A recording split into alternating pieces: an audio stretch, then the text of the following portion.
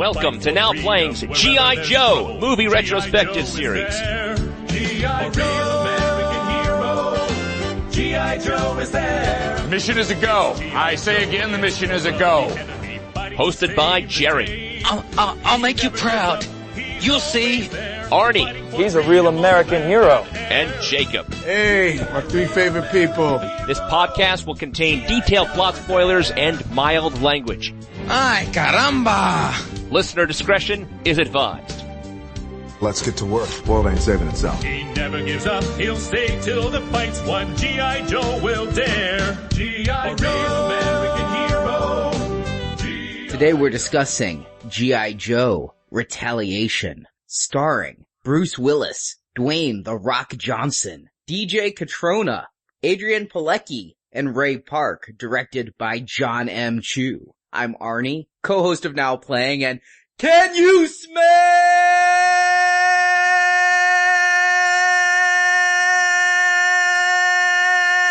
what the Arnie is cooking? I'm awake now. This is Jakob, a real American podcaster. Hey guys, this is Jerry and Arnie. Today, I'm not with you. I'm not against you. We'll find out if you are with me or against me in about 10 minutes. You were with me last week after being against me for an entire retrospective of the Transformers. Well, yeah, I don't know what it's like to be on your side. That was weird. I feel dirty. Unclean. And we are here discussing G.I. Joe Retaliation, the latest G.I. Joe film that we should have been talking about a year ago. We wouldn't have been talking about it a year ago. We didn't have a time in our schedule to talk about it. Really, we didn't this year either, but Carrie moved to October. So we got G.I. Joe, which had moved around. And I have to say, when this film moved away from 2012, I was genuinely disappointed. I can't believe it, but this is our first time discussing The Rock. And I know he wants to be called Dwayne Johnson. Too bad. We're gonna call him The Rock. Everyone calls him The Rock. It's like Marky Mark. We're never calling you Mark Wahlberg. Deal with it. Same with you, Dwayne. And despite his pretty deep film credits these days, this is our first time getting to him. I'm a reluctant fan. I've seen a lot of his stuff, even The Tooth Fairy. And I was really excited thinking that after the mess of a last movie, which was dumb fun, but really a mess, that you bring in Bruce Willis, The Rock, it could really be fun. I was excited for G.I. Joe Retaliation. Yeah, I mean, one of the things about Dwayne Johnson is that even when he was a pro wrestler, he was really known for having far superior, what they'd call mic skills. So probably the tail end of his wrestling, he did far more talking and showboating than he did anything memorable in the ring. So yeah, he's one of those perfect wrestler actors who can legitimately deliver lines, and he's always just an amazing presence on film, being legitimately a very large, muscular guy. Yeah, he's someone that I've been waiting for to really make an impact on the screen. By the time he was wrestling, I had kind of got out of it. I would see him every once in a while because my little brothers were still into wrestling, and I was always impressed by his presence. He could talk, like you said, Jerry. But The Mummy, The Scorpion King, Tooth Fairy, I don't know if I've said Journey to the Center of the Earth. A lot of the films he's done, I've not been drawn to. I've watched a few of them, and just not the right vehicle maybe for him. I haven't really watched most of his action stuff, but he's someone that I feel like should have a good screen presence. I just don't know if he's ever had the right movie, but it makes sense for a G.I. Joe movie, you know, the big muscular guy. See, I am prone to be against pro wrestlers in film. I mean, the history is not very good. Hulk Hogan, Mr. T, even when they're fun, they usually can't act. Where The Rock won me over is he was hosting Saturday Night Live, and I'm like, oh god, the host is a wrestler. And I just was scowling, arms crossed, not going to enjoy it. But he was genuinely funny. And yeah, The Scorpion King, not very good, but I kinda liked him when he was taking on Stifler in The Rundown and Be Cool. Even the movies that aren't very good with him in it, like Doom and Southland Tales, I enjoy his performance, and he's not afraid to make fun of himself. In Be Cool, he made fun of the eyebrow raise, and in Journey 2, he made fun of his little peck pop. So I just find him to be fun. He has a good, playful sense of humor for such a big guy, and Someday, Jacob, we will get to a Fast and Furious retrospective where you will smell what The Rock is cooking because he elevated that franchise. I cannot wait for Fast and Furious 6, but no time this year for a retrospective. As good as The Rock, or as titillating as he may be with those flexed pecs, that wasn't the real draw for me for this G.I. Joe Retaliation. What got me kind of excited was the director, John M. Chu. Now, for those that really pay attention to Now Playing, every once in a while, I'll talk about Step Up, because it is a franchise I am in love with. And John M. Chu is the one who really came in and changed that franchise. That first film, he didn't direct it. It was real melodramatic and had some dance and had this gang story. And he came along and he realized what he was directing. These goofy dance movies. He really started to mix the genres up, brought in martial arts, brought in these ideas of superheroes, you know, with powers manifesting as they dance. He had a real eye for capturing movement, and he just brings a lot of fun and energy to the screen. So I was interested to see him take over an action film, especially one starring ninjas, kung fu, karate. It's not that far from popping and locking. So that's what I got excited here. And I gotta say the writers as well for this film. Not a bad couple of writers. Did Zombieland. I know that film didn't win when we had that poll for a one-off special, but funny film, a lot of snappy one-liners in there. So there's elements here that gave me hope, as much as I didn't like that first live-action film or that cartoon. Agreed. These writers, Zombieland came in dead last when we were trying to decide on a horror one-off last year, but I would have given it a strong recommend. Big fan of Zombieland, and they also were kind of raising my hopes for this G.I. Joe film, knowing if they could make a fun, funny Zombieland film, then you put The Rock in here, who's good at humor. I expected this to just be really lighthearted fun. And yeah, these guys were why I was so excited for G.I. Joe to return to the screen, whereas after the last one, if it hadn't been them penning the script and these people on screen, I probably wouldn't have seen a sequel to last week's movie. I was one of the people who voted for Zombieland. I really wanted to hear you guys talk about that one. Really enjoyed that movie, but I don't know if I enjoyed it in a way that I want, hey, the people who made that movie, I want them to write a G.I. Joe movie. So I was a little nervous about what that meant in the translation. I don't know anything about the director. I'm not a Step Up guy. I've not seen any of the movies. I guess I just need to step up and maybe check them out based on your praises here, Jacob. Well, if you're worried about the writers, what does it say when this thing gets delayed a year? That's never a good sign, right? Yeah. What they said was that it was because 3D movies made so much money and they wanted to convert it to 3D. I personally think that's a terrible choice. I hate post-conversion 3D. What I read, though, was there was a real reason for this. And there's a spoiler alert at the top of this podcast.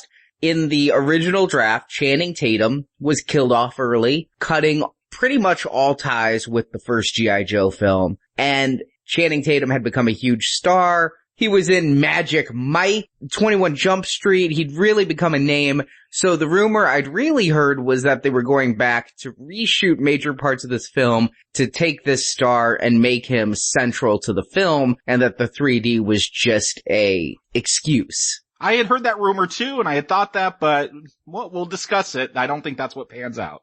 If they did any reshooting, it was for buddy building moments that I'm not sure we needed, but yeah, Jacob, we'll get into it. Usually when a film's delayed, it's because it tested bad, they're redoing scenes, trying to save what they can. I don't know if there was a whole lot reshot here. It may have been just 3D. I can't imagine it taking so long, but I guess with the way release schedules are, it might have only taken a few months to post-convert it, but then you gotta wait for the right time to release it to try to get that #1 spot in the box office. Or, realistically, they could have had no confidence in this film. I mean, you look at when it was going to come out, June of last year. Last year was a huge summer. We covered most of the big movies.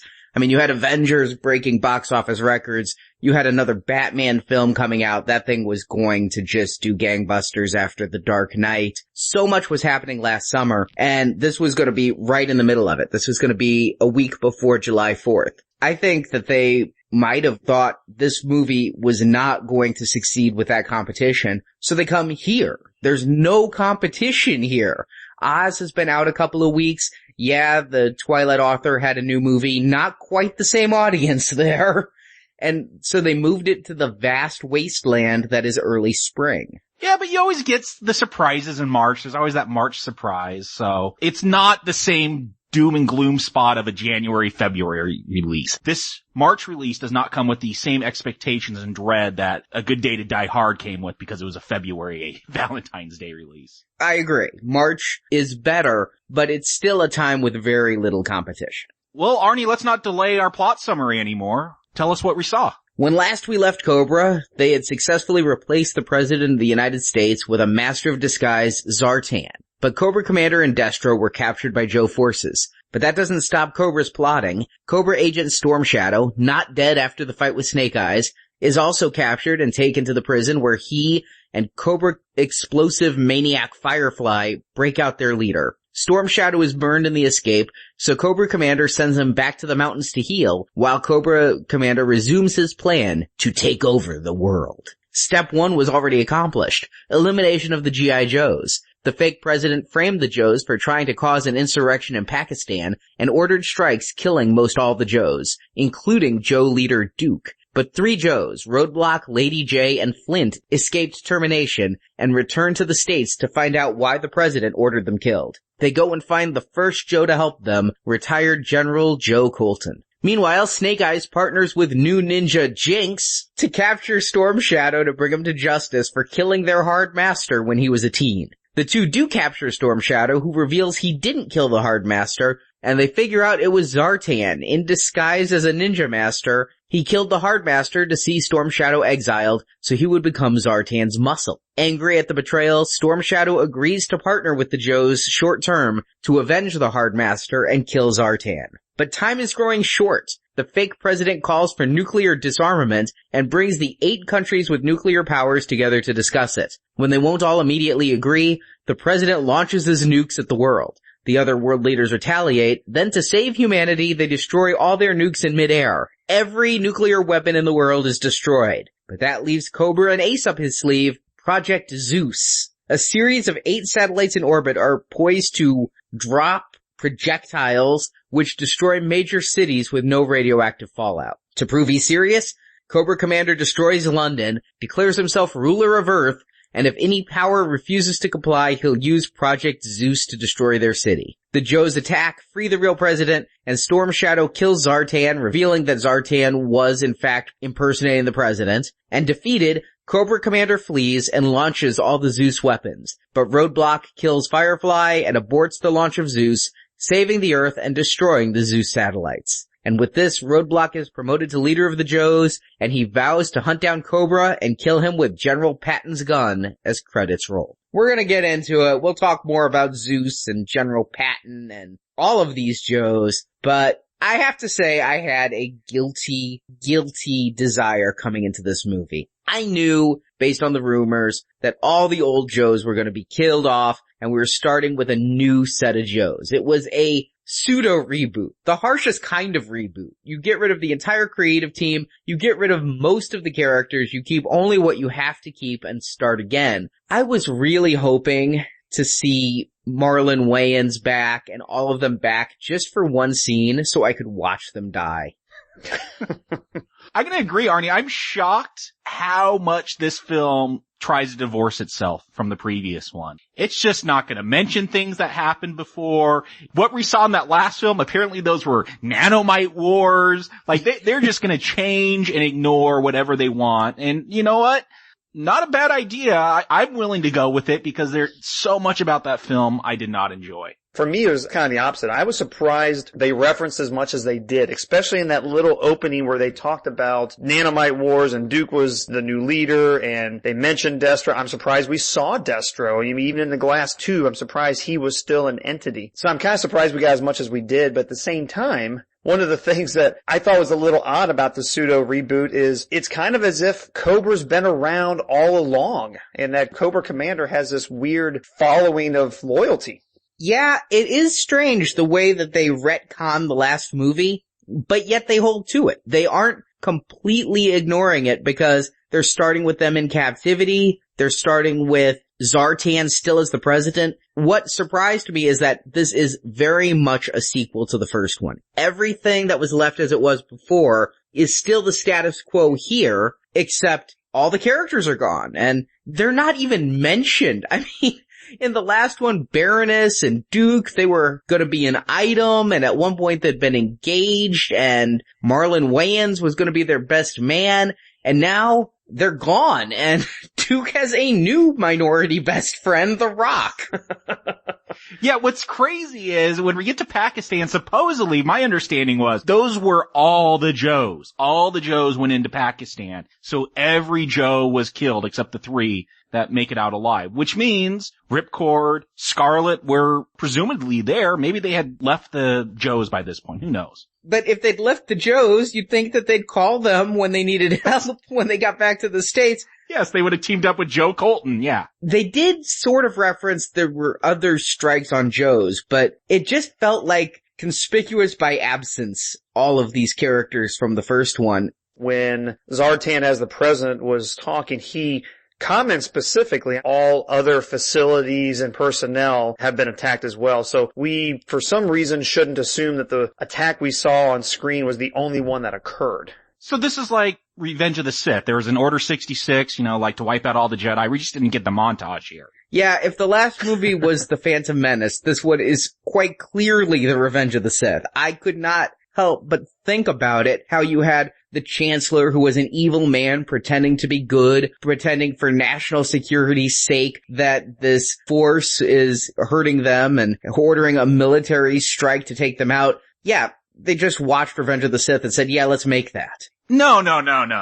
They watched the A-Team. Come on. A group of military guys that are framed for a crime. They're on the run on the lam, but they're still fighting for justice. This is the A-Team. Well, keep in mind that there have been other G.I. Joe stories to go this route. When IDW started up the new comics, there's a little bit of this that Cobra's the new security force hired by the government. The Joes are on the run. The whole G.I. Joe Renegade series that was on the Hub a year or two ago, it's all about the Joes being on the run. So there's this weird theme of always wanting to put the Joes in the A-Team van that, as kind of a longtime fan, I wasn't huge on. But they never really explain what's going on where they take out the Joes. I mean, you see the president on television going, the Joes were eliminated with extreme prejudice.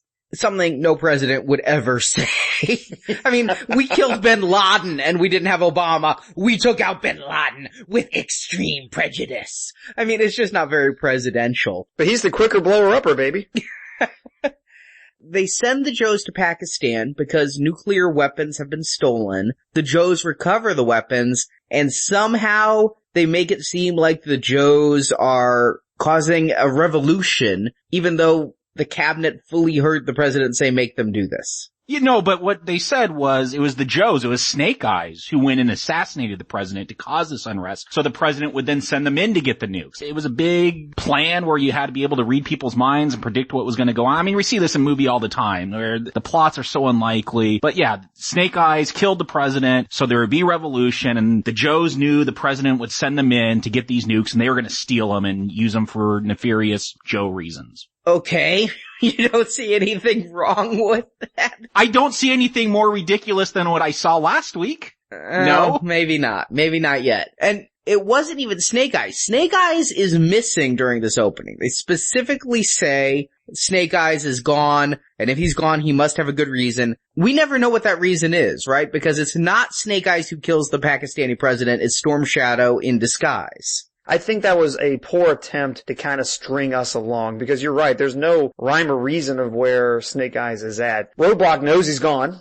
If he's not here, he's got a good reason, but that never comes back up. We find that he's apparently tracking himself, because he knows he didn't do it, but we don't know what he was doing during the events. I have a theory. I have a theory that this movie was 2.5 hours long. I have a theory that every question I'm going to ask is explained either in script form or filmed but sitting on a cutting room floor somewhere, and I believe the Blu-ray will probably stretch quite a bit longer than this theatrical film, because there is a lot of stuff in this movie that is asked but not answered that I think would have been answered. I think we would have seen Snake Eyes and known what is going on here.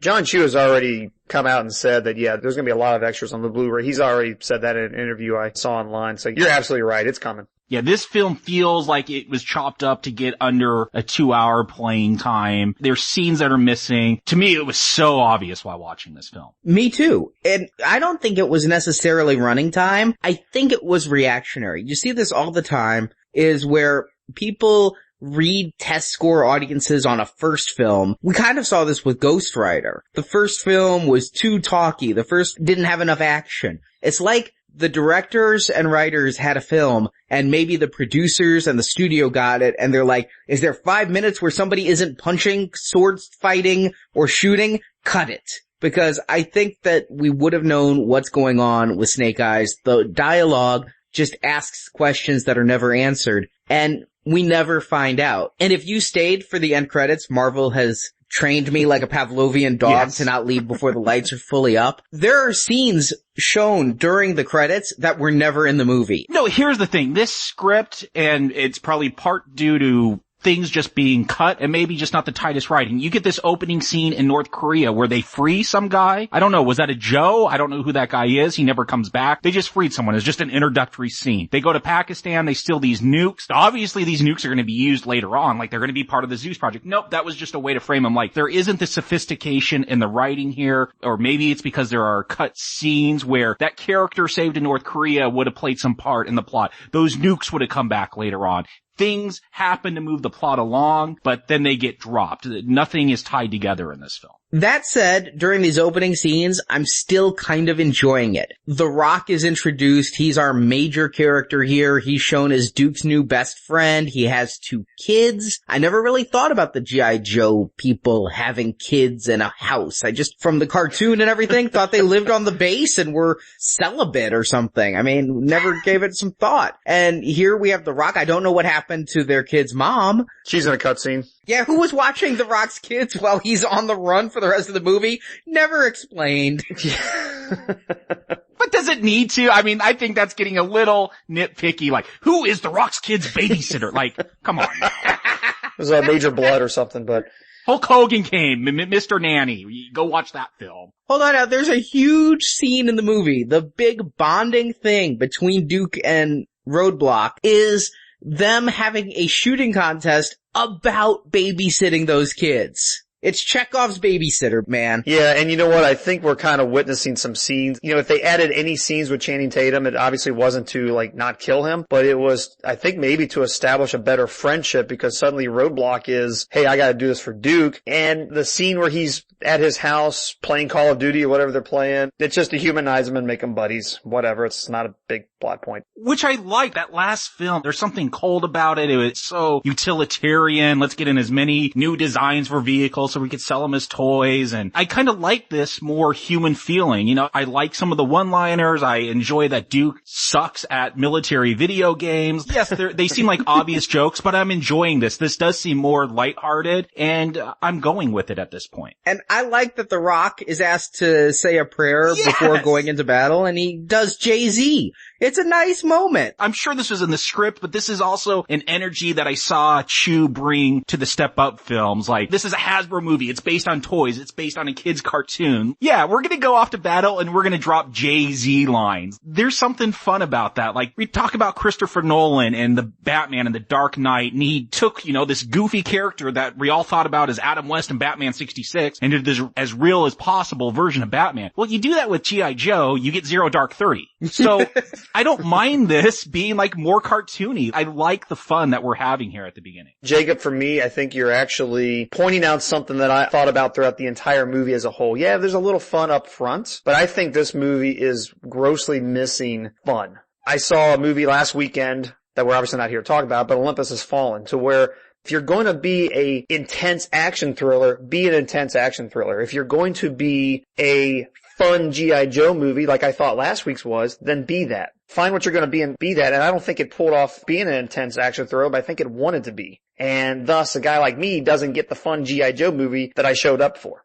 Well, we'll talk about it as we go through. I think we're all agreed here in the beginning scenes, though. This is fun. We are liking Roadblock and Duke and their camaraderie there. And we're introduced to 2 more people. I don't know anything about them, having watched the entire film that I know in these opening scenes, Lady J and Flint. Did we even see them in the animated film, or they weren't in the last movie? We saw everyone in the animated film. As characters in the animated film, no, not really, but they were really big characters in the first season of the animated series. Flint was actually the primary on-screen leader in the first season of the G.I. Joe cartoon. Duke was in those first two miniseries and was in the show a lot, but I mean, you saw Flint probably more often than you saw Duke when the show started proper, and then Duke kind of came back a little bit in General Hawk, blah, blah, blah. I won't get into that. He's a big name. If you're going to call somebody a character, you gotta, hey, I got to name a Joe for this movie. Flint's the next name off the list that you pull off. He's obviously not a gung-ho or a Mud or Junkyard or whatever, but if you need a name for someone who you're going to make prominent in the film, Flint is a really big name to give to a character. The problem is he's not a big character in the movie. He's Flint in name only. Kind of a waste in this movie, but I guess you need another gun in the movie to watch your back. And apparently he's a free runner, which I don't know where they pulled that out for Flint. John Chu being the director. That's what I got at the beginning scene in Pakistan. I'm like, oh, is parkour one of his specialties? Is he the parkour specialist? But I'm like, this is John Chu. Like, he wants something like this in his film. He needs this movement. Yeah, that's why we got it. In the prologue where they show Flint on the screen for a second when they're talking about the Nanomite War, they list one of his skills as a free runner. Oh, so it was on his file card. I missed that. Yeah.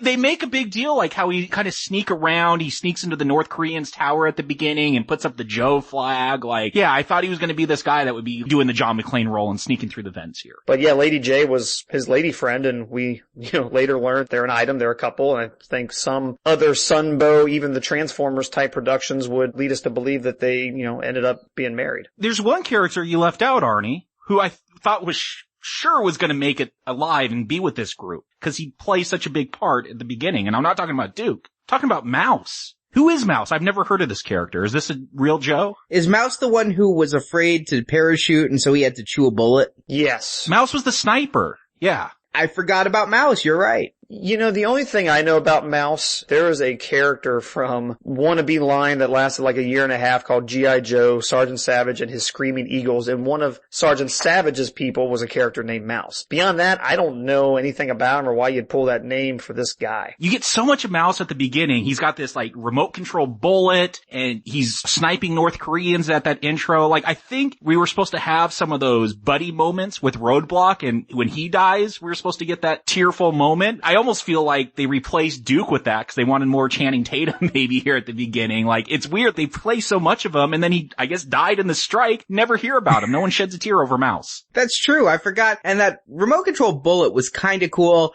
I liked the tech in these early scenes that the Joes have. The way Roadblock cuts through a fence using these palm coils, burner things, I don't know. And all I could think of, though, was, I bet they make a toy of that. I bet they make a toy of that. Those palm things, I mean, Hasbro loves to make role-play toys. They make arc reactors for Iron Man you can slap on your chest. I bet they make these little palm warmer things. I like the tech, too. I didn't like all the sci-fi in that last film. Here, you get those moments. Yes, you get a remote control bullet. You get these heater gloves that can melt a chain link fence. It seems very pared down, and throughout the film, we'll see that. It's maybe a little futuristic, but we're never getting lasers or pulse rays or mechanical suits here. I like that it's toned down in this film. Something I didn't like before, and like a lot of things I didn't like before, they just wrote it off. After those nanomite wars, I guess all that future tech got destroyed, so we're just back to regular guns now. I did like they used bullets, yes. Clearly anything that Mars Industries brought to the table that Baroness was using, what happened to that, who cares? We're talking about a different group of bad guys. Cobra's not Mars. And I think Firefly, too, had a lot of really cool toys. I mean, the little Firefly bugs, which I'm kind of lukewarm on personally, but at least it was that kind of like high-level technology. His motorcycle that turned into like 6 bombs that went into it, and he kind of parachuted to safety. Yeah, I think there was a lot of cool stuff like that. Does he have mechanical fireflies in the other G.I. Joe media? Not that I recall. I mean, if that's ever been in a random comic, maybe, but to me that's not like a synonymous thing with Firefly. Yeah, his deal, he was like a ninja and a master of sabotage, I believe. In the Marvel comics, he apparently does have a ninja background. But like in most other things, particularly the cartoon, he's just a saboteur. You send him in to blow stuff up. But it's Ray Stevenson. I mean, I know most people probably know him from Rome, but I know him from The Punisher. Yes, that's my go-to point too. And he had a bit part as Volstagg in Thor. Yeah, he's fun in here. I like he gets to use his British accent, and you take Lock, Stock, and Two Smoking Barrels and Snatch. I believe Brits can be hard asses. He's one of the joys of this film. He has a lot of fun. He has these mechanical fireflies that fly around and blow up. Sci-fi, yeah, but it's not crazy stuff. This isn't little nanomites. I was afraid. I remember seeing those on one of the trailers. I'm like, oh, they're bringing the nanomites back. But no, they fly around and they blow up. They kind of literalize his code name. But yeah, a great performance with Stevenson here with his Firefly character. Always a joy to see him when he shows up. Yeah, I would say he is to the side of Cobra what The Rock is to the side of Joe. And so it's good that those two eventually face off. They are my favorite characters on each side. The other actor who seems to just be having a lot of fun and chewing up the scenery is Jonathan Pryce. Yes. Now, he plays the president, and really he plays Zartan in this, because we get Arnold Vosloo back. He and Channing Tatum and then the two ninjas are the only ones back from the last one. But I think they only needed Vosloo on set for 5 minutes? For a couple of quick scenes of his face when they could have just even scanned him in and he never even showed up. But playing a evil president, I think this guy does such a great job as dual roles. He plays the evil president and the real president completely differently.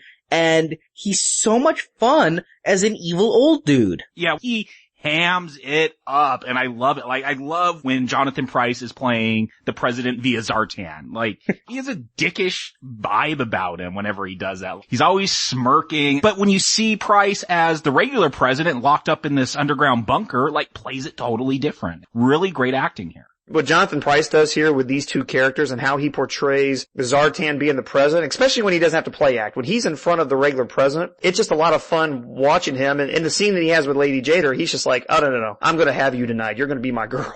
You can just see the moment he notices her, bright red dress in the middle of all these army greens or whatever, he's just like, yeah, I'm going to wrap up my speech and go find her. Yeah, he is just a lot of fun here. I just wouldn't have expected it. This is the same actor who played the president in the last movie, and he played it so straight. And here, the way he hams it up is so much fun. They even bring back Zartan's little whistle tell, too, one time. He's walking out to, like, a chopper and he gives that little whistle. So just so a callback for those people who, like me, liked the last movie. Yeah, it's definitely a good reminder to, if having the same actor, I thought that was a fun little token from the last movie, and I'm glad they at least used it one time to remind us this is the same story. Don't go too far from this soft reboot, which, by the way, I don't think there's anything reboot about this movie. I think it's a little retconny, but I don't think there's anything about this that's a reboot. It picks up from exactly where we left off with the exact same plot, and Jonathan Pryce is actually the main thing that connects this. Although, I gotta ask, what is the plan here? I mean, when the first movie ended, Cobra Commander was captured, Destro was captured, Zartan was president. I kind of figured Zartan would be like, well, sucks for those guys, but hey, I'm leader of the free world, and he'd go with it. But instead, he's very much a follower who's wanting to get Cobra Commander back. I think that a lot of this plot, having Storm Shadow, who was later shown to be a long-term Zartan henchman, go and kill the Pakistani president and then be captured and taken to this German facility, is all Zartan's plan to bring back his leader. And he was the one who last time was like, I don't want that mind control. He was the one who stood up to the doctor the first time around. So to make him such a loyal follower, again, I would have just liked an explanation for that character. I think this is where the movie is going to pretend to be a soft reboot, but what it's really doing is retconning. What I assumed at the end of Rise of Cobra is that we witnessed Cobra Commander establish Cobra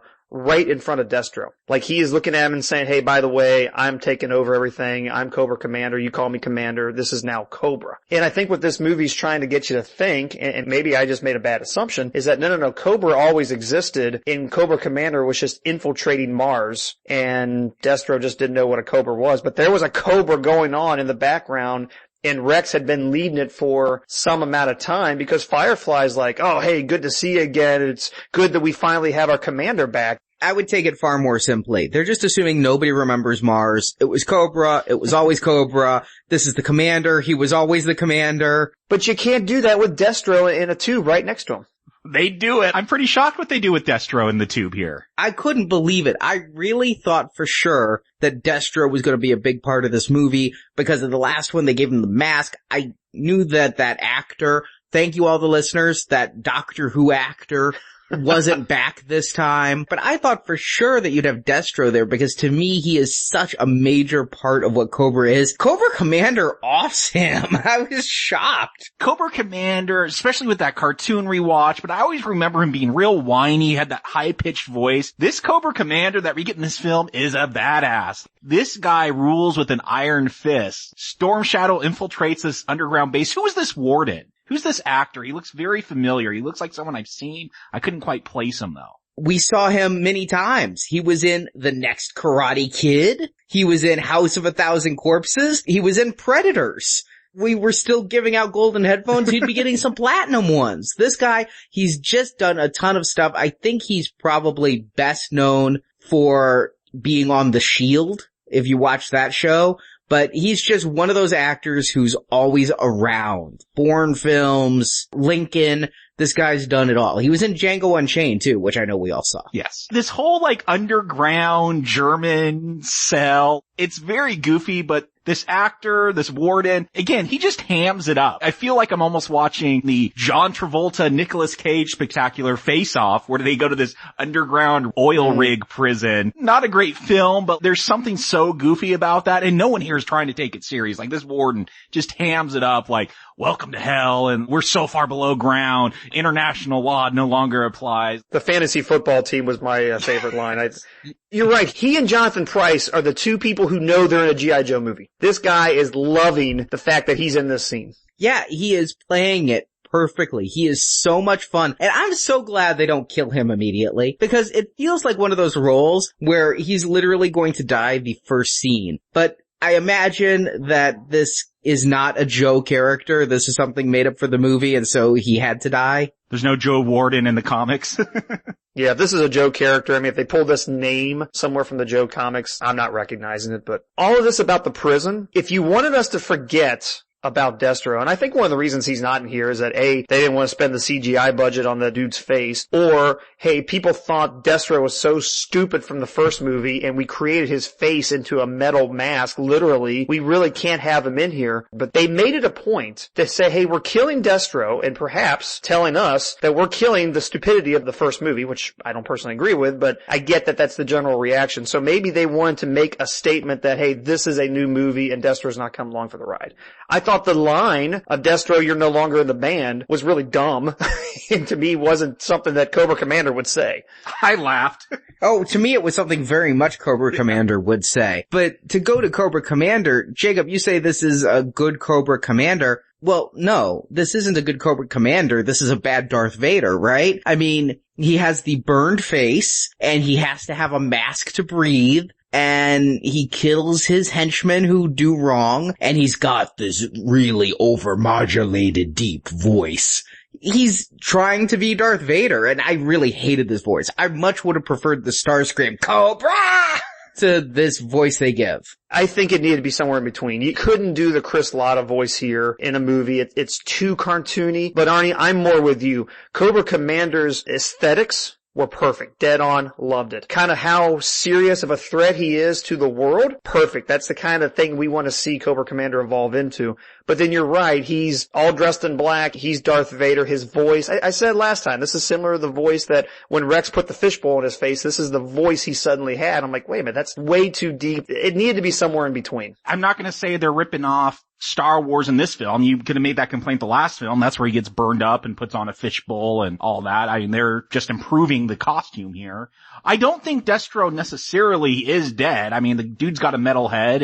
Perhaps his metal head survived and they've transplanted onto another body. It's one of those things that I think is open-ended because after all, why the hell is Storm Shadow alive? The dude got a sword through the chest in the last film. They don't even try to explain that. Guy's just alive now. Yeah, and I agree with you. Destro, we don't see a body. And isn't that the rule of films if you don't see a body? It is. Especially franchise films. True. Maybe he's the setup for part 3. I don't know. I do love little details though during this whole sabotage. Jerry, you talked about the tech that Firefly has. I remember seeing that commercial with that motorcycle that splits up and turns into missiles and like blows up this prison. Oh, that is awesome. I'm a 15-year-old boy again. Seeing this motorcycle turn into missiles is awesome. But to make sure I understand what's going on, this is a coordinated strike, right? Firefly coming in from the outside, Storm Shadow the inside guy, and they meet in the middle. Storm Shadow was intended to be captured because his ninja ways can outdo the paralysis and he can stop his own heart.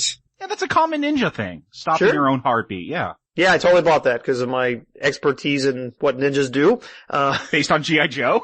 Yeah, I totally bought that. Yeah. I love it when Storm Shadow, he goes to get his swords. He snuck in his snake eyes so the handles are black. And like he just pulls off like these black covers so they're white again. Like there's little details like that just shows me, okay, we get what we're doing here. We're gonna cheese it up a bit. We're gonna have fun with this. Storm Shadow can't even use a black handle. It's gotta be white. And when you capture Snake Eyes, you don't fingerprint him. You don't even take off his mask to see. I mean, I'm sure that in an international paramilitary organization, Snake Eyes bio does not have him wearing a mask. So you don't even take off the mask to make sure you have the right guy. He still has the sword strapped to his back when they bring him in. Yeah, this is silly. I'm like, are they just gonna throw him in the water tank in his full Snake Eyes outfit? Yes, I get it, Arnie. This is silly. We're doing a cartoon, and I'm not willing to give this movie a bone every time because it reflects cartoon logic. There are times where I'm going with it, but there are moments like this where I'm like, okay, we could have thought this out a bit better. And they leave the swords in the room, just like in the stairs, the graded stairs. They just leave them there after they've already they administered him. And the sword, just leave them, they're fine. But I do like the breakout. I like the killing of Destro. I am so with the movie at this point and the new start, even if I didn't get to see Ripcord killed and Scarlet killed and Heavy Duty killed and Breaker killed. I wanted my Massacre, but I'm going with what they give me to this point. We got Duke killed. Be happy with that. And I keep expecting Duke to come back with my meta-knowledge. I'm expecting a subplot of Duke trying to escape Pakistan. Instead, what we get are Roadblock, Flint, and Lady J just walking endlessly through the Pakistani desert. No water, no cares. Lawrence of Arabia, this ain't. And nor am I expecting that, Arnie. At one point they see some airplanes, are like, that's our ticket home. I'm like, okay, so then there's some cut scene where they knock some people out and sneak on a plane and get back to America. Okay, whatever. There had to be, right? Because in this movie we see, they are looking at an airport, they're going, we're going home. Next scene, they're in like downtown Detroit. We don't get this. Did they run out of money? Did they just go, who cares? Bane was able to fly around internationally when he was the world's most wanted terrorist, and that movie made $1 billion. I figure they're like, good enough for $1 billion Batman movie, good enough for us. They're in Washington, D.C. in that scene, but you're right, I had to write that. It's like, what is that airstrip? How did they get on a plane? Did they find a plane? Did they take over a plane? They hijack? Who cares? I get that. I care. This was the moment I started to care. I'm not saying it's not bad, and it's a flaw the movie should be called out for, but I'm not gonna try to figure out how they went from point A to point B. It's clear that the movie doesn't care enough to tell me, so I'm gonna quit thinking about that part. But this airport scene seems to be the beginning. It's like the first act of this film. I'm not quite loving it, but I'm enjoying some of the performances. But I expect, okay, it's all set up. Cobra Commander's out, the Joes are killed, now the movie's gonna kick into gear. But instead, the movie goes off in a strange direction. They have Storm Shadow burned during the escape, and so he's going up to this mountain to be healed, because only in the mountains do mystic old ladies have laser burn treatments. And by the way, you guys are gonna love this from the first movie. That's in the Himalayas. Where they're setting up Cobra la la la la la la la. Yeah, he has Cobra Law technology to heal his back, which is probably how they were able to bring him back to life in the first place. Just saying. And meanwhile, we finally see that Snake Eyes, who was at that German prison, has now gone to the mountains himself for Jinx, and he's training under... I honestly thought this was a joke. When you see RZA as a blind ninja master with a beard that literally looks like a kid's Halloween costume where he took cotton balls and glued it to his face like a Santa beard, I'm really thinking I'm getting it punked again. No. They cannot be serious. This is what tells me John Chu gets this. The writers get this. Whoever casted RZA for Blind Master's role. I mean, didn't you see the man with the iron fist? That started RZA as this kung fu master. Like, this is just throwing back to old 70s Chinese kung fu films where like they all had the glue they used to paste on the facial hair and they have their giant Fu Manchus. If you're gonna have Jinx who's gotta blindfold herself to fight Snake Eyes, this is the tone I want. I expect RZA to show up as Blind Master. I was cheering at this point. This is the right tone for this kind of setup, at least for me. You're gonna go with cartoon logic. Yes, you bring in a guy from the Wu-Tang Clan to be a kung fu master. By the way, what I thought was kind of weird, and there's some prequel comics that kind of talk this a little bit. I mean, if you remember Roadblock saying that, hey, I trained with Snake Eyes for 6 years, there's some prequel comics that kind of cover what that kind of meant. But it's kind of weird because they're like, the Arashikage, when we meet Jinx and Blind Master, they're like on top of a skyscraper in Tokyo. They're not in the hills. They are sent in a mission to go help our fellow Joes, or something how he phrases it. It's like the Arashikage clan is now a subsidiary of G.I. Joe, which is very odd, and that we've got to bring Storm Shadow to justice because of what he did to the Hard Master. And it's so out of place. It really is. And it takes me back to what you guys were saying, Jacob, you especially last week, about all of these flashbacks. And even though I appreciated and enjoyed why they did it, or the fact that it was in the movie last week, I see now, it's like, okay, if you're going to go here, if you're going to have the opportunity to tell these stories, I wonder if some of this Snake Eyes, Jinx, Storm Shadow stuff couldn't have been pulled out and made its own story to where you could have explored Jinx more. It's like, why is she here? It's like she's here because Jinx is supposed to be here. I was very disappointed. I mean, you guys remember the first podcast, I said, hey, we'll be talking a lot about Jinx in 2 weeks. No, we're really not. They drop a line that she's Storm Shadow's cousin, and I guess that's supposed to play up suspicions and cause tension. I don't know. They also drop a line. They're not just trying to get Storm Shadow because he killed. It's Hard Master. That's what their master was called? Hard Master? The Hard Master, yes. Okay, I'll go with it. He did not need the yak loin for the Golden Child pants.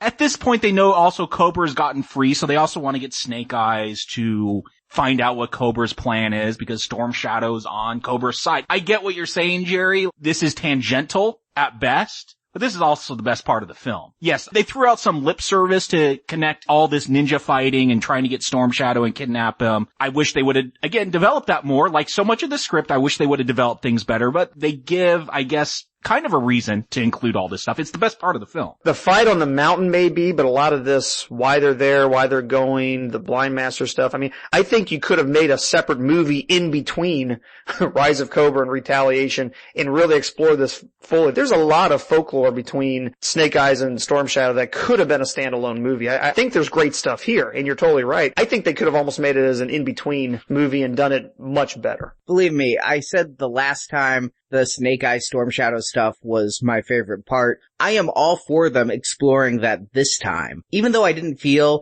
it fit in the last movie, it was still the best part because it's, hey, ninja fight. And here, yes, I love this mountain fight, but I tell ya, this is another 5 to 10 minutes of cut footage that would explain what the hell is going on. Yes, we have this wonderful mountain fight. It is tremendous. I have some questions about the logic of it because they just put Storm Shadow on a rope and push him, whereas they have to do some aerobatic thing where they have to jump and just hit the right zip line to start going. They're splitting up the team. They all just went down the zip line with Storm Shadow. They'd have 100 ninjas coming after them. This way, some of the ninjas are going after Storm Shadow, some are going after Jinx, some after Snake Eyes. They're splitting up the team here. Watch more cartoons, damn it.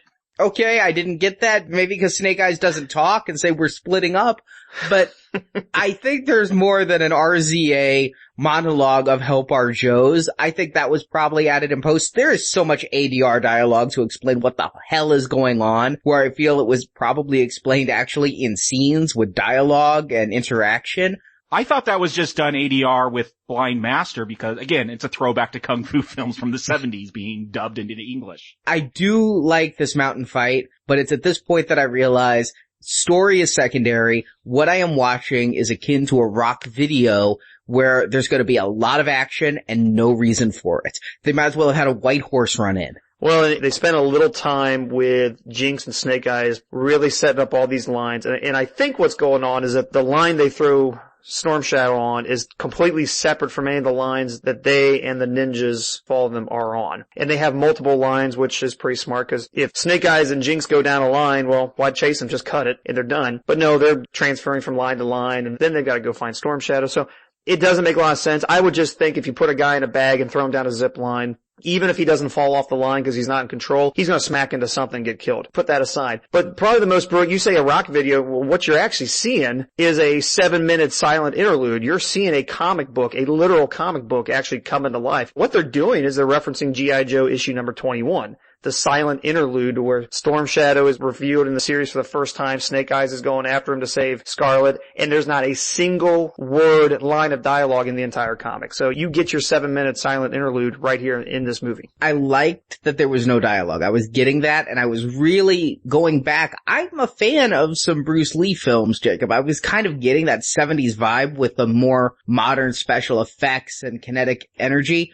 What killed this scene for me, or what would have made this scene absolutely stand out as one of the best mountainside battles I've ever seen, would be if they either had some pop songs or a more action-y score. The score for this film is in every way lackluster. You got Wu-Tang on the set, but you get Henry Jackman to do this really not at all memorable score. I don't know Henry Jackman. He did First Class. I kind of liked his stuff there, but I really felt the score hurt this scene when you had amazing acrobatics and amazing effects. It just would have been nice, since we don't have any words to hang on, to have some really impactful music. Yeah, here's the thing. I've been praising John Chu, excited that he is directing this. I'm not big into electronic or club music, but in Step Up, there's some great music when they're doing their dances, the heavy drum and bass. One of the things that got me excited about Retaliation was those first trailers where they had that like electronic version of Seven Nation Army by the White Stripes. It was just something cool about that. Like, everything's distorted, and I get what you're saying. Like, the music, the score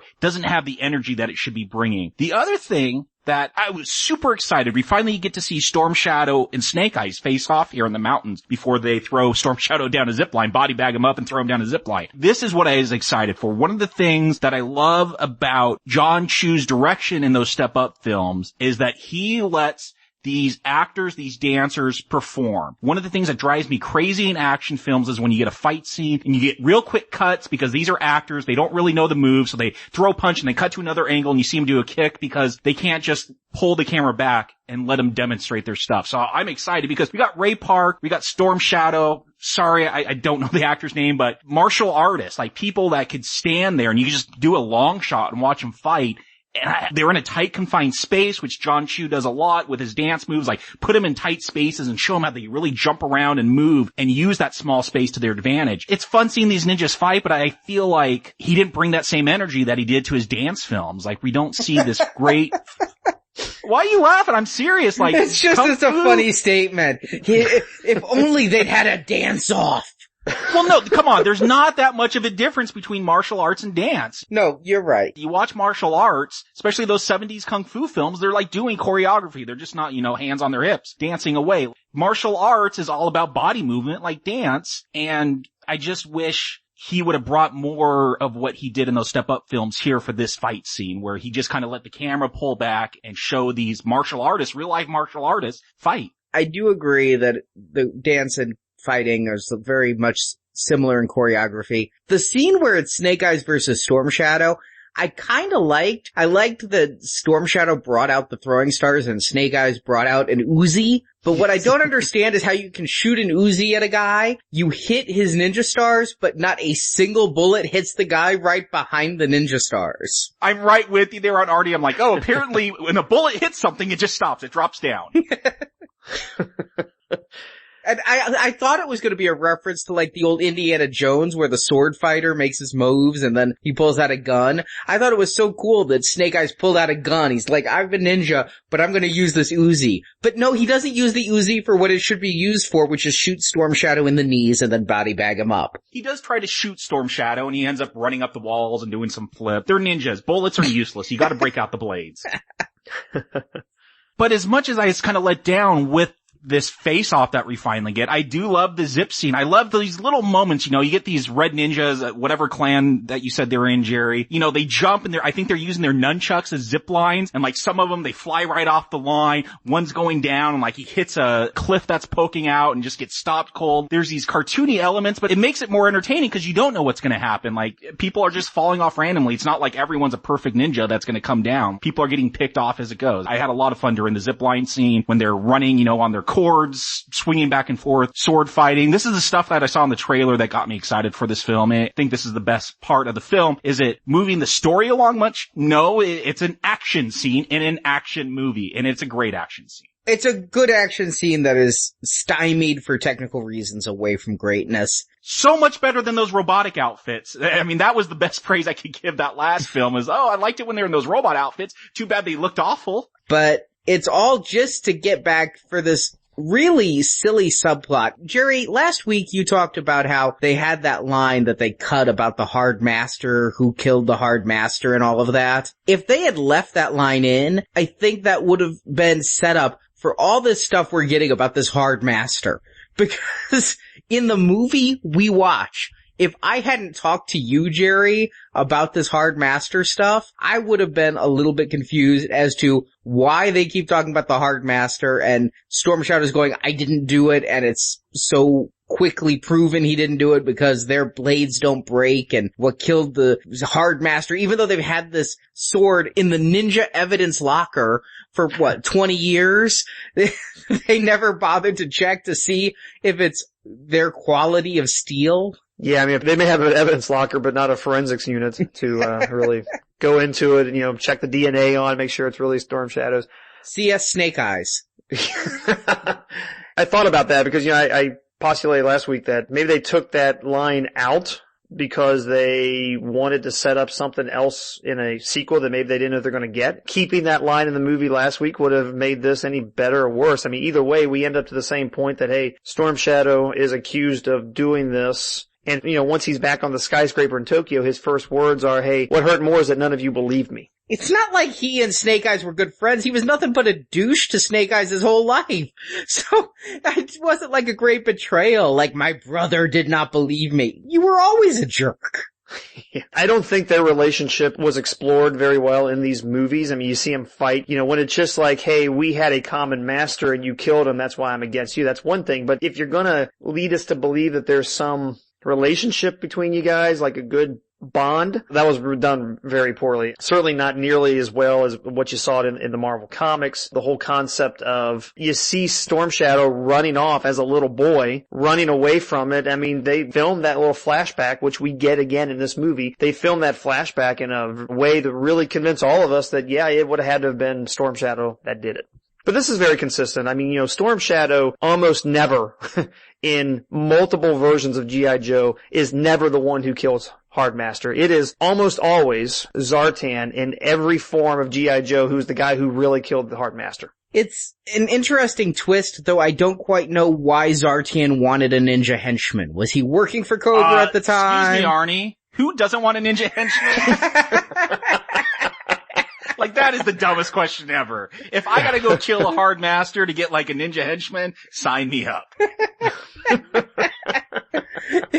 Alright, you win that one. But Point Jakob.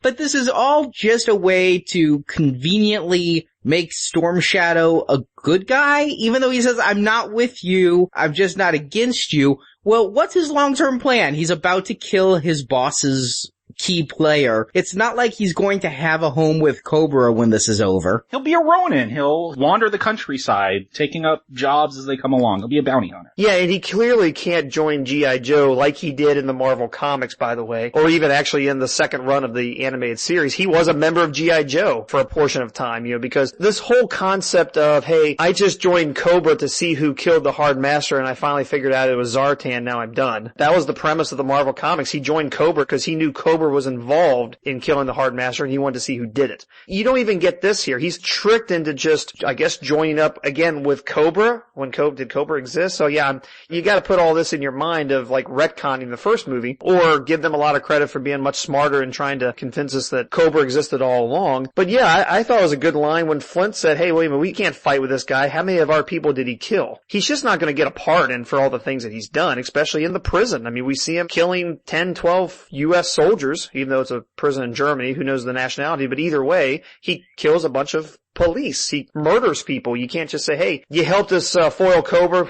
Why don't you join G.I. Joe? Because, hey, by the way, we're recruiting. There's only 3 of them, so they better recruit. Yeah, because we only have 3 left, so... Well, no, they have a 4th. They have General Joe Colton, Bruce Willis, who, again, I have to believe there's like a half an hour of cutscenes that explains why the president won't let him re-enlist, why his house is hooked up to where Charlton has to, like, maybe I need to rethink my gun stance. Oh, come on. This has got to all just be jokes. I mean, he's got Patton's gun. Obviously, this is supposed to play for humor when you go through the fruit bowl and you got grenades in there. Yes, it's supposed to be funny, but I swear to you, there had to have been an explanation for why this man was living in the suburbs. There had to have been some backstory. I think it was just humor. He's no longer in the army, and we're going to see this later this year, Arnie, when we do Red. And by the way, Red 2 does co-star Storm Shadow. So yeah, we'll see an ex-military guy in the suburbs with lots of guns. I mean, I think that's the funny thing. It's supposed to be the peaceful white picket fence, but here's this hardened military guy who's got more guns than the army underneath his house. But Joe Colton, I don't remember this guy. Is this a G.I. Joe? Yeah, General Joseph Colton is from G.I. Joe folklore. Just like Roadblock said, there's a reason why we call ourselves Joes. He was the original commissioned by President Kennedy himself to go form this up. It was sort of Hasbro's way of tying together the longtime G.I. Joe fans when he was an action soldier in a 12-inch figure to younger folks like myself who like the 3 3/4-inch Real American Hero. General Joseph Colton, and they made a 12-inch figure of him. They made a 3 3/4-inch figure of him like in 1994-ish as a mail-away sort of thing. It was sort of the way to bond them together. You know, when you join the G.I. Joe fan club, which I'm a proud member, or go to a G.I. Joe convention like JoeCon coming up next week that I'll be at, by the way, it's like registering yourself as a Democrat or Republican. Are you a 12-inch fan or are you a 3 3/4-inch fan? And General Joseph Colton is timeline the way that they get connected. So General Joseph Colton is a absolute folklore play in this movie. Wow, I really would have sworn they made him up for this movie. I thought this was the ultimate retcon. I cannot believe that this was a toy that they brought in. It actually felt organic to the film. Wow. No, there was, I don't know, half a dozen or so, whatever, Marvel comics from the early 90s that explored this character, and I now own 2 action figures of Joe Colton as I'm holding a Bruce Willis G.I. Joe Retaliation action figure right in my hand as we speak. But I just have to think that there was more to Bruce Willis's role. I actually like the performance Bruce Willis is giving here. He's lighthearted, he's playful, it is the classic Bruce Willis, but there's so little of it, and he is so functional in this edit that I can't believe this is what you signed Bruce Willis up for. There had to be more. Maybe there's a cutscene where he goes to Chernobyl, and then after A Good Day to Die Hard came out, they're like, whoa, hurry, get to the cutting room floor, get that out of here. We saw how that film did.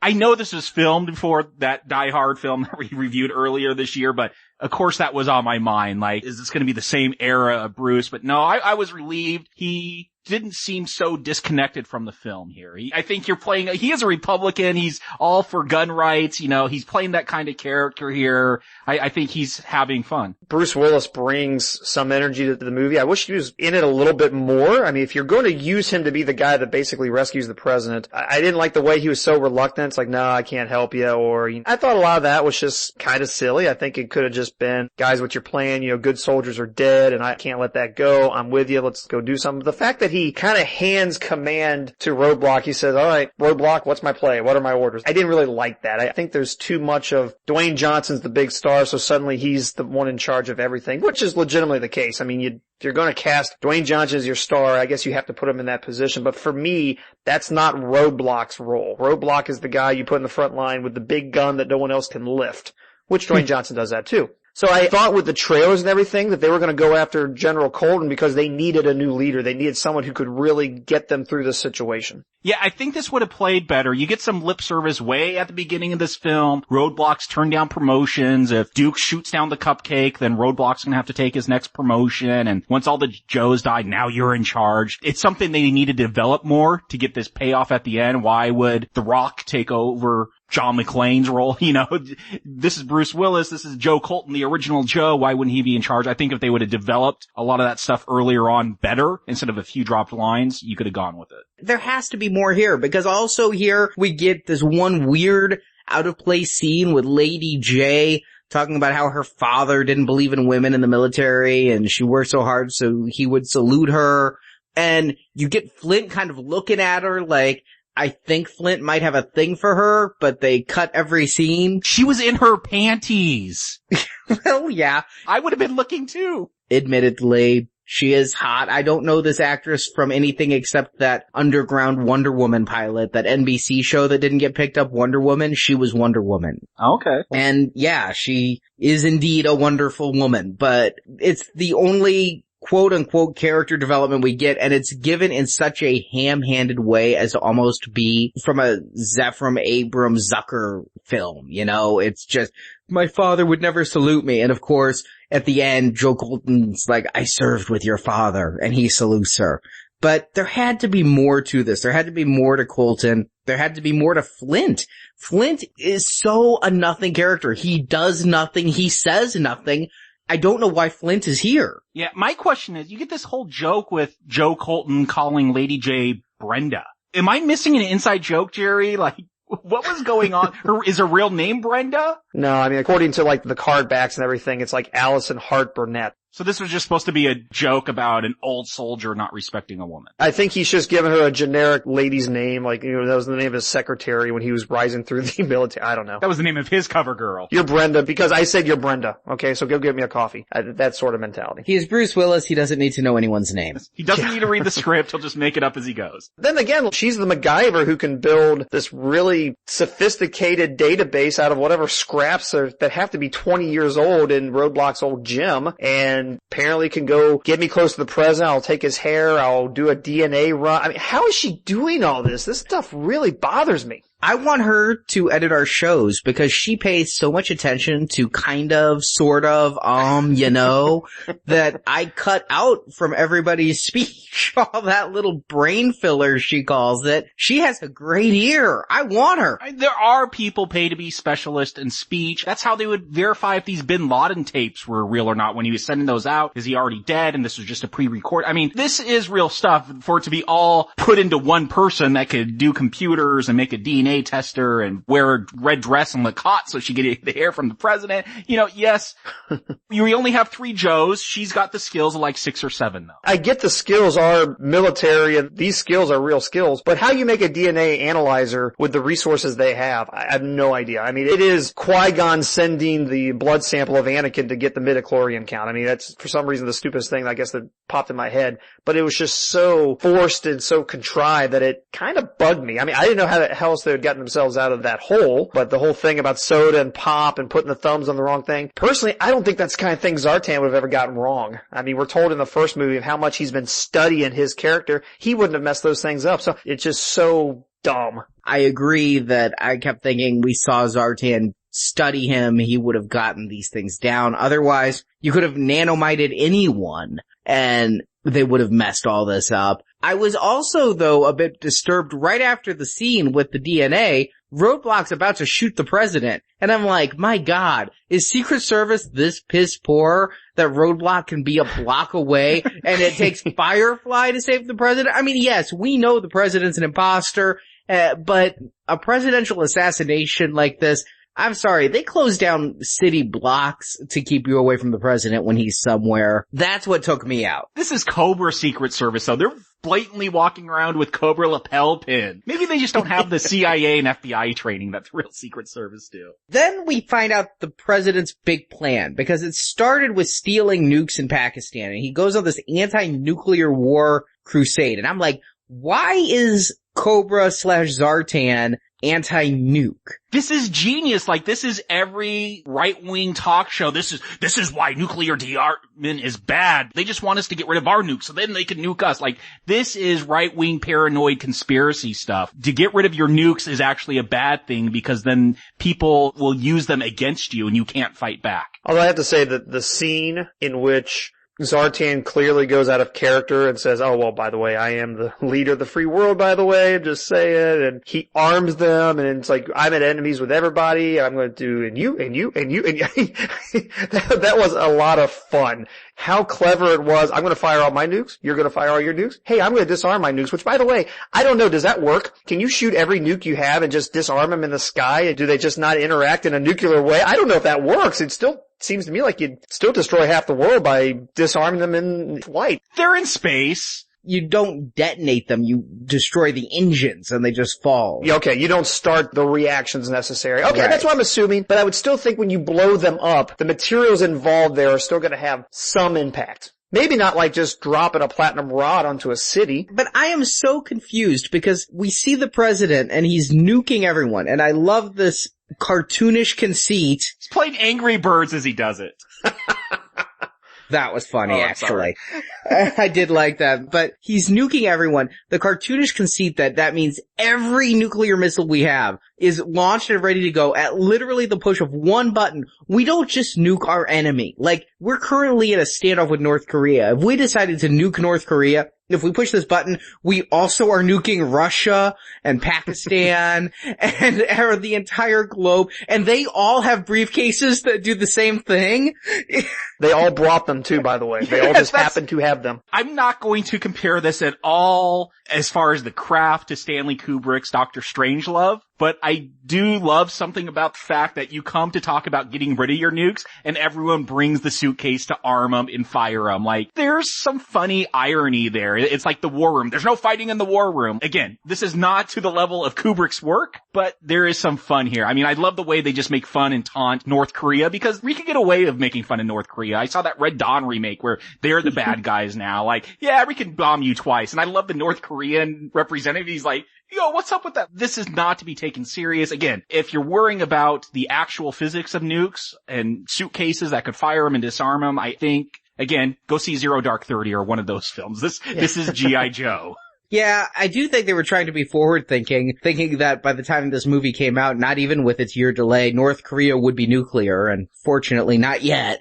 But it is a problem for me, though, when you have Zartan impersonating the President of the United States, causing Armageddon, and I don't know why. And they keep mentioning Zeus that's been dropped a couple of times, but I guarantee that there had to be some motivation because at this point, we've seen ninjas battle on a mountain and I don't know why. And we've seen Joe Colton living in the suburbs and I don't know why. And now we see the president launching his nukes to destroy the earth and every single other nation decides, yeah, genocide's good, and they push their buttons. Not one of them doesn't do it. Again, this is going back to MAD, mutually assured destruction. That was the whole point of an arms race, is that it would bring about peace, because who would be crazy enough to fire your missiles, because it is going to end a nuclear holocaust. This is going back to some of that Cold War era thinking and war strategy. And then he destroys the nukes, which is, I suppose, an ingenious bluff to disarm everyone's nuclear weapons, again, assuming none of them kept even one on the ground. There wasn't one in production that wasn't ready to fire.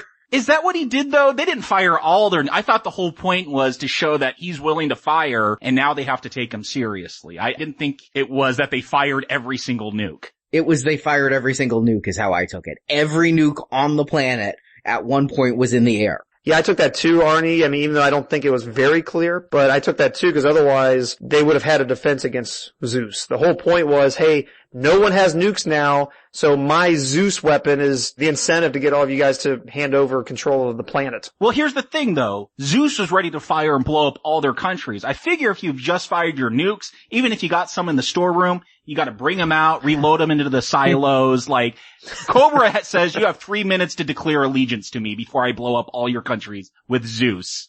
That's a fine point. So, either way, he's got them in a corner. Zeus. We talked about BET. I know there is Weather Dominators. Zeus. This thing is just gonna drop giant rods and gravity's gonna pull it to blow up these countries. Again, there's something wonderfully cartoonish about this device. Was there ever a Zeus acronym in G.I. Joe, or are they just going off of that model of these weird acronyms and these funny little devices that they'd use? There are a few uses of the word Zeus in G.I. Joe. Honestly, I don't know them well enough to say what they are in each instance, but I mean, Sigma 6, I think, had something. I don't know. I never followed that. So it's a good name as any because that's Zeus. I do like that it's lightning falling from the sky. Like Zeus would throw the lightning bolts to the earth. I gotta say though, they say that it won't cause radiation, but isn't this how the dinosaurs died? Like a meteor hit the earth and it threw all the dirt into the sky and caused an ice age, I guess. But it's not that level of destruction. It is just destroying London. And that is such a lackluster destruction of London scene too. They don't even call out it's London. If it wasn't for Big Ben and the Ferris wheel, it could have been any city. Yeah, I mean, the amount of destruction they created in this movie far exceeds what they did in the last movie with the Eiffel Tower. And it's just sort of like oh crap, they just destroyed London. Just millions of people have died at this point. Yeah. Had to have. And they don't call it out. I think the way that scene is played, it's a wonderful thing to do in a movie, to just completely obliterate London. Not that I want our UK listeners dead. No. I'm just saying, be it London, be it Seattle, be it Washington, D.C., to take out an entire city ups the stakes and shows danger, but not in the way it's handled here. Yeah, I mean, what would normally happen in a G.I. Joe cartoon is that Cobra would have dropped that on like a unpopulated, desolate area that no one cares about to show that, oh wow, this can really do this amount of damage. But we're not going to act like tragically millions of people just died like no one else does here. It's almost like when they filmed the scene, the actors on screen didn't know that it was supposed to have destroyed London. Yeah, the British Prime Minister should have been a bit more upset. There should have been a little more focus on him. What I do like, though, is at this point, they're bringing out this stupid satellite thing. I'm not liking Zeus, but I love that when Cobra reveals themselves, this is the moment in the trailer that got you and I excited, Jacob. They unfurl Cobra flags at the White House. His tanks show up. Real his tanks right out of the cartoon. Yeah, the boat. I don't know what that boat was called, but the big blades in the back, the big fans, like all the vehicles here, they're straight the retro toys. We always talk about a film being toyetic. And it's got to create new toys to sell to kids. Here, they do the opposite. It's retro. Like, they go back to the original designs, the planes, the helicopter that we'll see Cobra Commander get into later on. Like, all this is just straight from the 80s toy line. The G.I. Joe aesthetics of this movie are dead on. Snake Eyes looks so much better than he did in the last movie, even though I wasn't completely offended by it. Here, they got it right.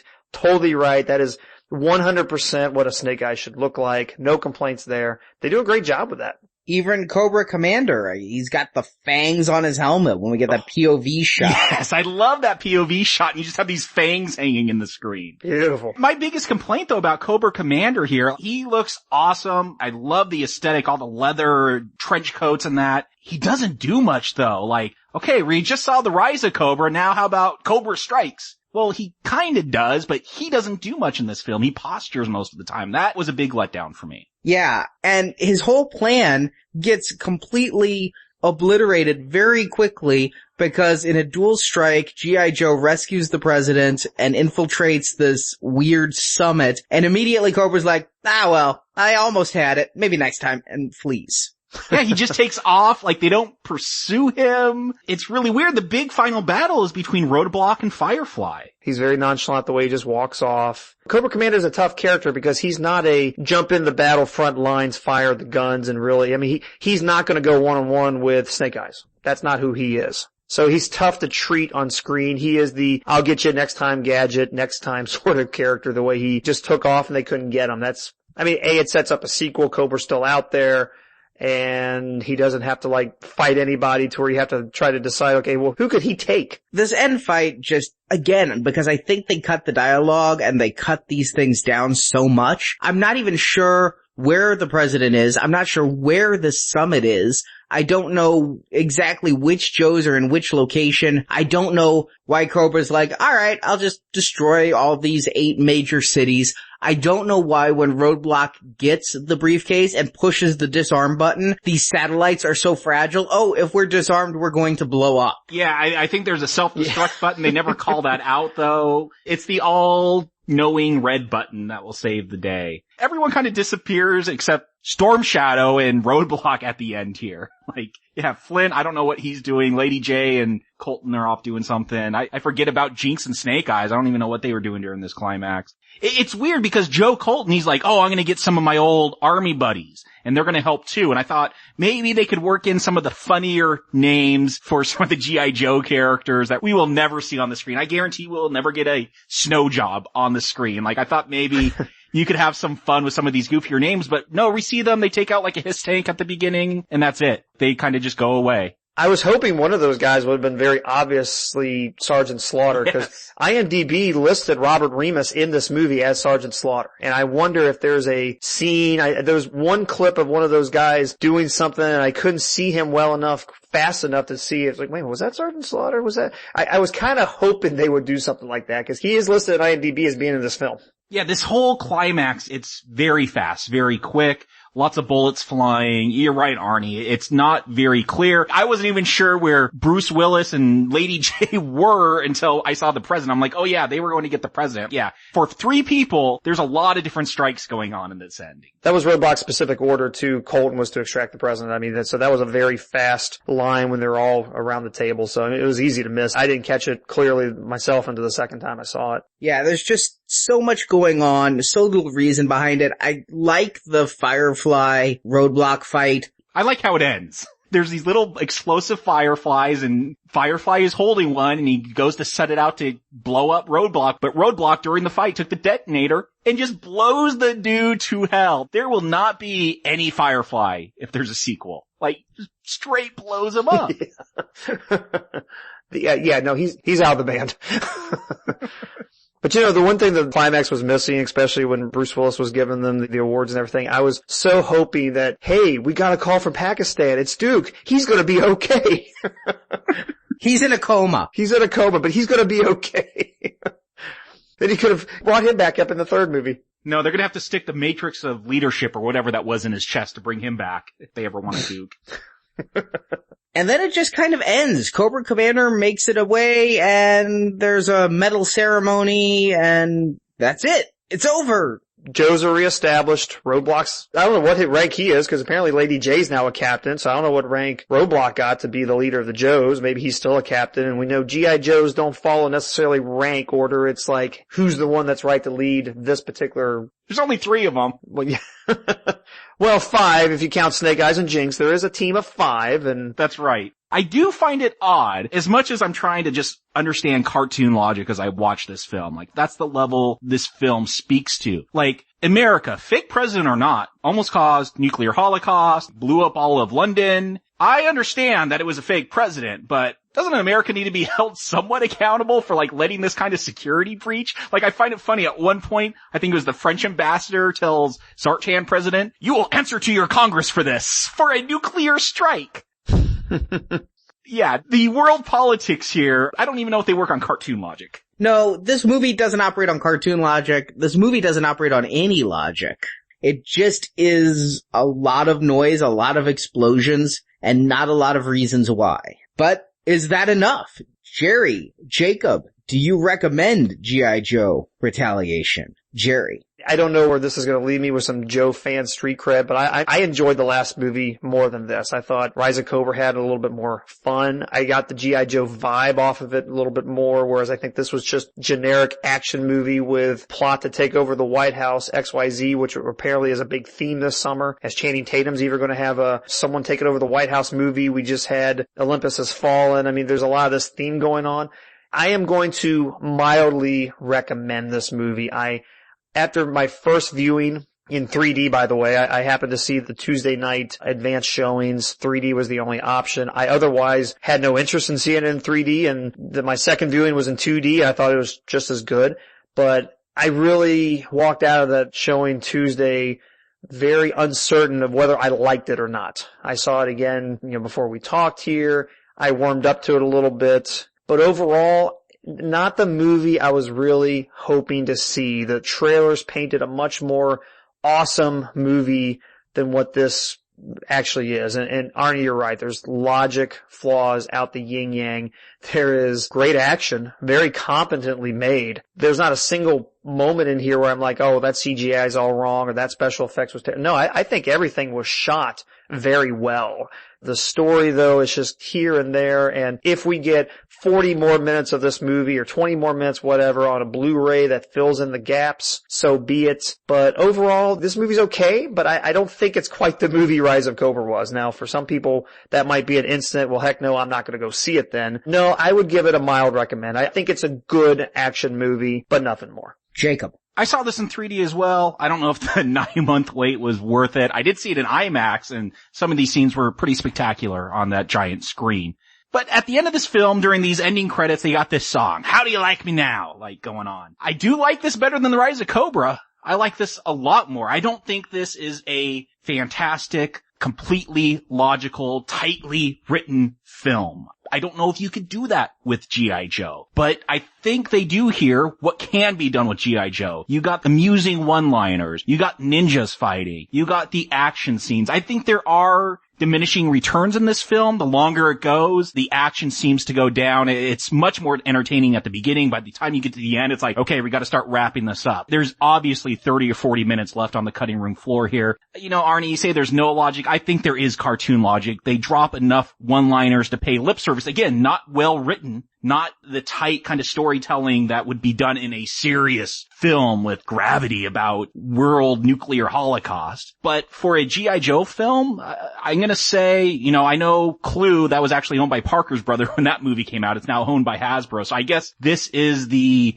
best Hasbro film. They do what I would expect in a Hasbro film. Battleship, why are you introducing aliens into it? Transformers, why are you complicating the looks? There's a simplicity here that I enjoy. It's not just because I like simple stories, I'm not saying that, but I like how this plays up to the strengths of G.I. Joe. You have these cartoonish characters that all have their different specialties. You have ninjas, you have a guy that could carry big guns and shoot them. You have a dude named after a snake with fangs on his mask. I like all those elements. The action is there. It's entertaining for the most part. There is enough story to keep me involved. I was smiling throughout this film. This isn't an Oscar winner. I'm not claiming that, but this is a fun film, and yeah, I can recommend it. I hear what you're saying, Jacob. I found the action scenes in this movie to be fun, and I thought they were well staged. And I agree with both of you, the 3D in this was terrible. At many times it didn't even feel like 3D at all.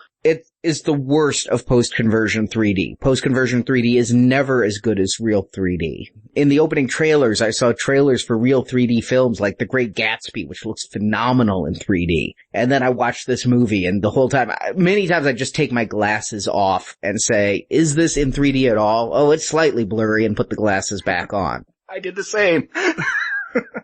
But I cannot get excited by action, no matter how well done it is, if I don't give a damn about the characters. And I am never allowed to know these characters. We get a few scenes of Roadblock playing with Duke in the opening of the film, and that is this film's equivalent of character development. On the good side, on the bad side, I don't know why anyone is doing what they're doing. I don't get to know anybody in this movie. And that's a real problem. I'm watching the spectacular ninja fight on the side of a mountain, and I don't care, because I don't really know, except for my own stringing together reasons, why they're fighting on the mountain and what this has to do with the overall plot. This movie took me out completely. I just couldn't get excited even during well-made action scenes. At the end, where Joe Coulson's in the back of a car spinning around shooting, it looks great. It was better than anything we saw in Die Hard, but I didn't care for the characters. And I'll tell you,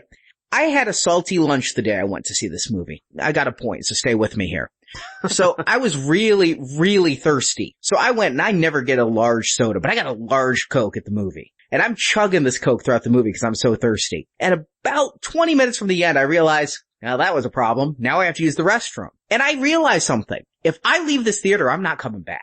I am not going to finish this movie. If this was not a Now Playing review, I'd have gotten up, pissed, and gone home. Because this movie, I just cared so little about it. It's not a bad movie, but there was nothing in this movie to make me engage. The characters were as flat as the 3D effects. Instead, because it's now playing, I held it and finished the movie. And how do I like you now? No, I don't like you at all. It's a not recommend. I agree with you, Jerry. The last movie was technically better. It had different flaws, but in the end, because you got to know some of those characters, it had a sense of fun that this one lacked. It's a soft not recommend because I really feel 100% of the problems of this movie occurred in post-production, in editing. And if they release an extended edition of this, where Joe Colton has some more scenes where we get to know him, and Flint has some scenes where we get to know him, and Cobra has some scenes where we find out the plot ahead of time, every problem in this movie could be fixed with scenes that I believe were scripted and filmed but cut. Scenes that you see some of while these end credits are rolling. Because there are scenes in those end credits that are never in this movie. An extended version of this on DVD could be a better movie than Rise of Cobra. It wouldn't have to work too hard to do that. But the film in its theatrical format is a not recommend. It's not even close to recommendable to me. Despite how good the action is, I don't go to movies just to watch explosions. I could watch clips of that. I could just watch MTV Movie Awards for Best Action Scene, watch the 5 nominated action scenes and call that a movie. I need more, and this movie had none. So G.I. Joe Retaliation? No, more like G.I. Joe Revulsion. Not recommend. And that's a damn shame, because that means G.I. Joe The Rise of Cobra is the best Hasbro movie in my opinion. Your opinion is wrong, but you have a right to your opinion. Yeah, and Arnie, I'm giving it the mildest of recommends. I'm going to JoeCon in a week, and I'm going to load myself up on a lot of reading Marvel comics, going through some old toys, doing something to say that, hey, I'm going to JoeCon because of my love for everything else G.I. Joe, not because of the high of this movie, released a week before JoeCon starts. There's a big event at JoeCon where you can all go together and see a specific viewing of Retaliation at a theater that I guess is going to be fairly close to the convention center. I don't want to go to JoeCon and then have to sit through this again. This isn't the reason why I'm a G.I. Joe fan. I think it's a well-made movie, so I'm giving it the mildest of recommends. But I'm with you. I've watched Rise of Cobra now. At this moment, I've seen it like another time or two since we recorded. I still love that movie. I get excited every time I see that movie. I think it's a fun movie. This one, I'm like, okay, I've seen it twice. I wouldn't have seen it twice, except that I wanted to really get into it so that we can, when we talk about it, I'm a little bit more familiar with the scenes. But I wouldn't have seen this movie twice otherwise. I would have waited to the video and been done with it. I saw you post on Facebook that you were seeing it again, and I felt like posting, why? I feel bad, because some listeners have posted on Facebook and tweeted, seeing G.I. Joe so I could listen to the Now Playing review. I felt like doing a public service announcement to not see this movie. I feel so bad for anyone who our review made go see this movie in theaters. I not only want my $14 back, I want that 2 hours of my life back. I'll be interested to see our fans' reaction on Facebook and in the forums. There was a lot of division between this film, and we've heard that here. Jerry, the fan, barely recommends it. I feel confident my recommend as a casual fan. Arnie, you don't like it at all. This film has been polarizing in the other critical reviews it's been getting, and some praise it for its action, some just slam it because it is G.I. Joe. I'm interested to hear what our fans have to say. What did you guys think? Let us know in the forums and on Facebook. Yes, come to the forums at nowplayingpodcast.com. Please post. And while you're at nowplayingpodcast.com, hey, there's a little banner at the top with a couple big red zombie eyes staring at you, and it is advertising our spring donation series. All the details are up. We are doing a zombie marathon as our spring donation drive. Evil Dead, 28 Days Later, Return of the Living Dead. For a $10 donation, you hear our reviews of the Evil Dead films. The remake is opening nationwide this Friday. I know a lot of people have seen advanced screenings. We're reviewing all 4 Evil Dead films, and then this summer also doing World War Z, the biggest zombie movie of all time. And if you donate $25 or more, you also get extra bonus thank you reviews. The Return of the Living Dead series, there's 5 movies in there, from the 80s original all the way to Rave from the Grave, as well as 28 Days and 28 Weeks Later. Now, our spring and fall donation drives, these are what allow us to stay on the air. We are not selling podcasts. Now Playing has been and always will be free, week after week after week, plus so many bonus shows we did. We doubled up all of the second half of last year, getting in all those James Bond shows and so many other shows we've done twice a week for free, but we need financial support to stay doing this, to keep increasing our bandwidth and our forum capacity, all of that. And these zombie shows are our way of saying thank you to those who dig deep and donate to us. If you don't like zombies, just keep in mind, even if you don't want to listen to those shows, it's financial support from listeners that keep us on the air, and we thank those listeners for the support, and we just do some extra bonus podcasts as our way of saying thank you. These podcasts will only be available for a limited time. You can find all the details at nowplayingpodcast.com, and the first podcast, The Evil Dead, scheduled to come out this Friday. It's actually going out to people as they donate, but then they just have a longer wait for Evil Dead 2 next Friday. And also, if you enjoyed this show, please leave us a 5-star review on iTunes. It's word of mouth that allows our show to continue to grow, and a 5-star review on iTunes really matters so much, especially if you leave a written review instead of just the stars. So Jacob, Jerry, thank you for joining me. Jerry, I imagine the next time you'll be back with us will be next year for Transformers 4. That's right. So much excitement in your voice. And I think Rise of Cobra will still be the best Hasbro film. Well, I guess we'll see. But yes, I'm looking forward to that. And I will, just want to reiterate, if anybody's going to JoeCon and try to find me, I will actually, there on Saturday, I'll be wearing a Now Playing t-shirt, just as a way to maybe identify myself. I started to say, hey, I'll be the one there in a Snake Eyes t-shirt, but I guess that's not really going to work very well. So I'm going to be wearing a Now Playing t-shirt, so if you happen to see me, you're at JoeCon, I hope you say hi. And Jacob, you, I, and Stuart go from Joe in Marvel Comics to Superman in DC Comics as we finally start what I know a lot of people have been anticipating, our huge Superman retrospective series, starting as we usually do in obscurity with Superman and the Mole Men. Look, it's only 58 minutes of your life. Track it down, watch it, and then listen to us. You probably already own it. It comes with the Superman Blu-ray set. As a bonus feature. It's an extra. It's like a deleted scene. So we will start that next week, and now you know, and knowing is half the battle. Yo, Joe! Technically, G.I. Joe does not exist, but if it did, it'd be comprised of the top men and women from the best military units in the world. The Alpha Dogs. When all else fails, we don't. Thank you for listening to this episode of Now Playing, and we hope you've enjoyed the show. It's time to go bye-bye or boom boom! Come to NowPlayingPodcast.com each week as we review another G.I. Joe film. Now that's what I call a challenge. You can hear more movie reviews at our website, NowPlayingPodcast.com. Well, whoever you are and whatever this unit is, I want in. In the archive section, you can find our reviews of the Transformer films, Star Trek movies, the Avenger films, Rambo, Rocky, and more. And all at the push of a button. Find hundreds of movie review podcasts at NowPlayingPodcast.com. To this I command! While at NowPlayingPodcast.com, be sure to join our forums, where you can discuss this review with other listeners. Okay, now that we're all close friends, let's head for the slaughterhouse! You can also follow Now Playing at Facebook and Twitter, where the hosts post new episode announcements and written movie reviews. We all go home or nobody goes home. The links to our social media pages can be found at NowPlayingPodcast.com. You will all come with me now. Support from listeners like you help keep Now Playing operating. So what you'll feed, snakes don't give for free. You can find a link to donate using PayPal at the bottom of our website, NowPlayingPodcast.com. The Emperor needs us, Commander. You can also show your love of Now Playing Podcast by shopping in our store, where you can buy panties, coffee mugs, t-shirts, totes, boxers, teddy bears, and much more. An itty bitty ditty bag. You can also help out Now Playing by leaving us a 5-star review on iTunes. A link to Now Playing's iTunes listing can be found at NowPlayingPodcast.com. Can you get the word out?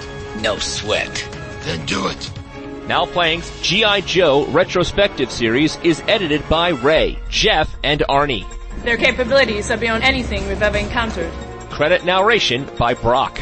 Bravo, bravo! You are as impressive as ever. Now Playing is not affiliated with Hasbro or Paramount Pictures. G.I. Joe is a property of Hasbro and Paramount Pictures, and no infringement is intended. We're set up right from the start. The opinions expressed in Now Playing are those of the individual hosts and may not reflect the opinion of Venganza Media Incorporated.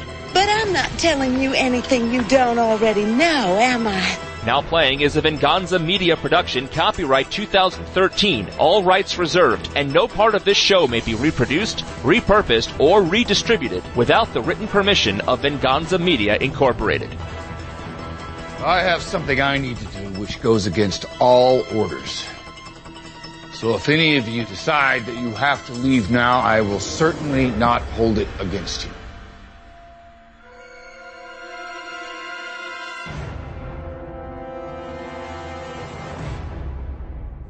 Boom.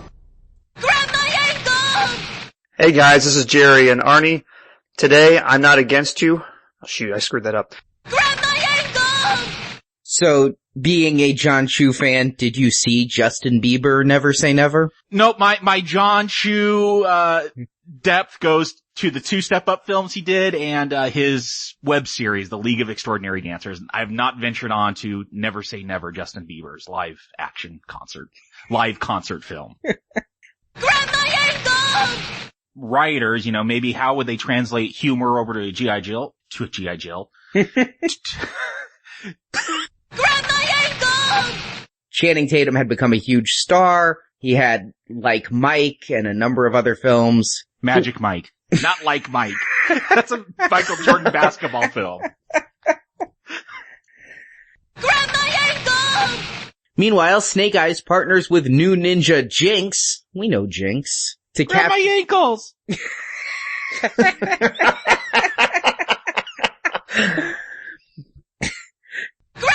ankle! Heavy Duty and Call Girl and all those other ones. But Cover Girl. Oh, girl.